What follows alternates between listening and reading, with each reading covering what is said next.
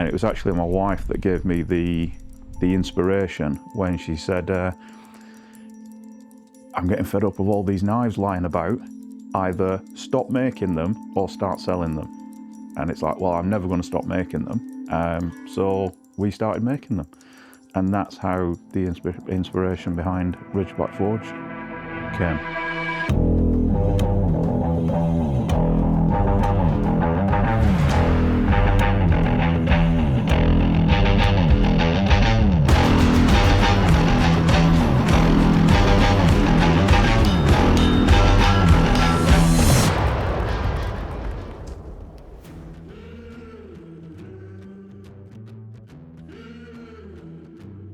So basically my ambition growing up was always to be a soldier, and right back to being a like 7 or 8 year old kid, I always wanted to be a soldier.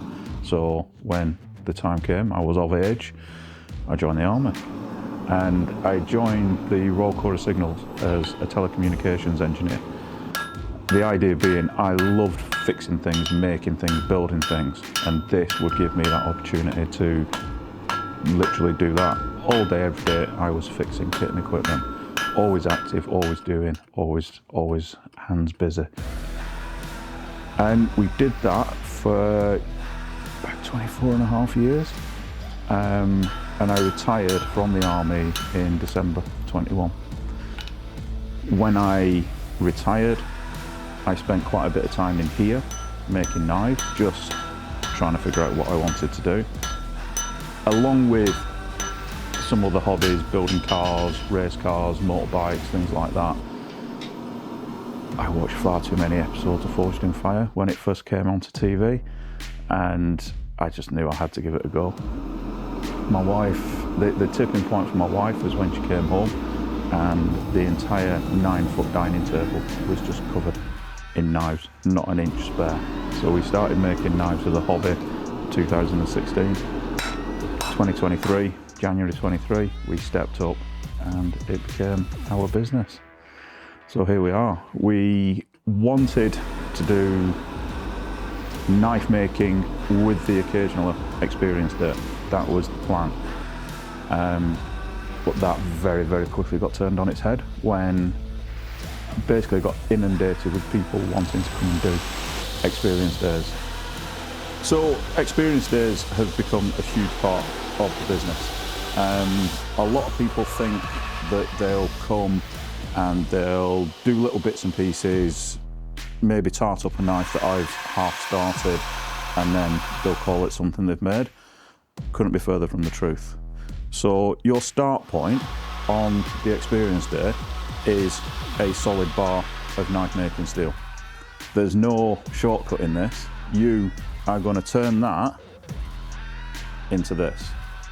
And you're going to do that with the fire, the hammer and the anvil, and a lot of effort, if I'm perfectly honest. It really does take some doing.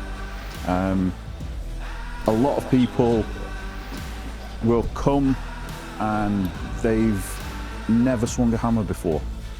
And it's really interesting to see the development from the first swing of the hammer at the very beginning of the day up till a couple of hours later when they're an absolute natural at it. And it's really good, and people get a real sense of achievement from what they've done. People leave here, I've never had anybody not take a knife away with them, let's put it that way. I've had a few instances where I've had to just let me just take that on and just do a little bit and we'll tidy that up for you. But everybody is left with something and everybody is left happy. We've had some people who've got in touch the next day saying that they struggled to brush their teeth that night because they were so hammering so intently that basically their forearm is seized up and they're now cramping every time they try and hold something. So holding a toothbrush, they're really struggling with it. But every single one of them has been happy. And we've had a surprising number of repeat customers as well. So people love it.